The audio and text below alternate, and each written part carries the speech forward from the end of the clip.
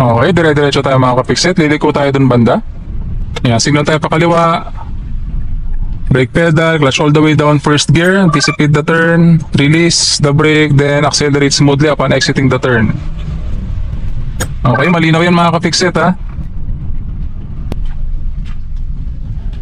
Again, return to first gear, accelerate smoothly when exiting the humps. Second gear, signal tayo pa kaliwa, brake pedal to slow down the vehicle, clutch all the way down, first gear again. Dito, hindi na ako magbe-brake dahil nasa tamang speed na tayo mga ka-fixit. Yan. Okay, so palagi mo lang tatandaan na kapag liliko ka mga ka-fixit, always select the best gear bago ka pa lumiko and slow down the vehicle bago ka pa lumiko. So doon nangyayari yung kailangan mo tapakan yung clutch all the way down na bago ka pumreno, no? Or pwede rin naman na slow down the vehicle, no? Then select the best gear before the turn. So nangyayari din po, actually depende sa driver.